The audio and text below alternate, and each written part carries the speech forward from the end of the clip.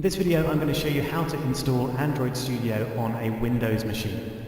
If you're looking to install it on a Mac, then jump to the next lecture where I'll show you how to install it on OS X.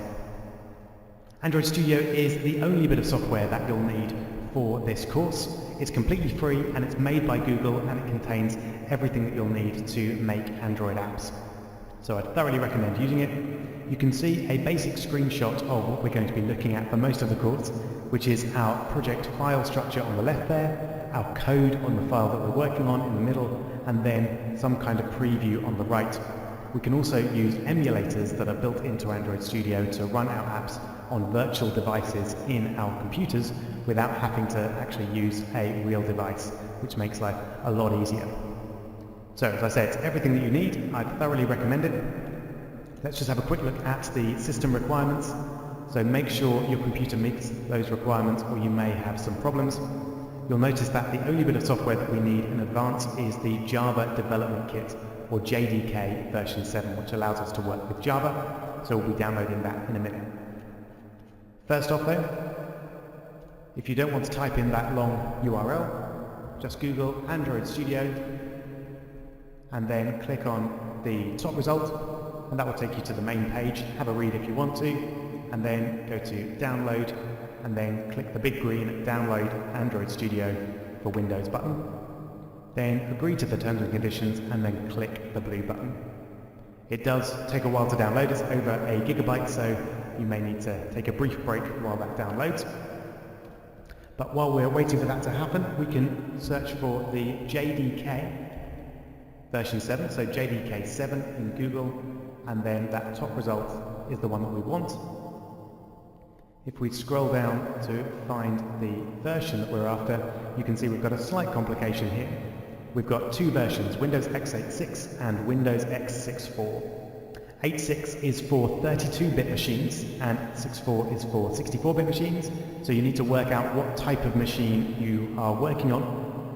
If you don't know, then just open a Windows Explorer window and right-click on this PC or My Computer or something similar to that and click Properties, and then under System Type it will either say 64-bit or 32-bit operating system.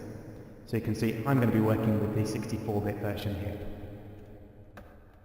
If for any reason you can't find that out and you're not sure, then just go for Windows x86, because the 32-bit version will work on either platform, but the 64-bit version will only work on a 64-bit machine. Alright, so once you've figured out which version you need, click Accept License Agreement at the top, and then click on the appropriate one. So I'm going to be working with Windows x64 here. I've already downloaded both of those, so I'm going to start by installing the JDK version 7. So all of this is fairly straightforward. Just click Yes to allow it to make changes to your machine, and then I'm going to use all the default options here. So just click Next and wait for it to install the JDK. And that's it. Just click Close. No actual runnable software programs have been installed, but the whole environment is now on our machine, which means we can install Android Studio. Now this one does take a while, and it will likely need to download some extra components as well. So be prepared for 5 or 10 minutes for this installation. But as before, we're going to use all the default options. So just click Next. You have to include Android Studio. The Android SDK, we're obviously going to need the software development kit to be able to work with Android. We're going to install Android virtual devices to allow us to use the emulator to emulate a device on our machine. And then there's various performance enhancements if your computer supports it.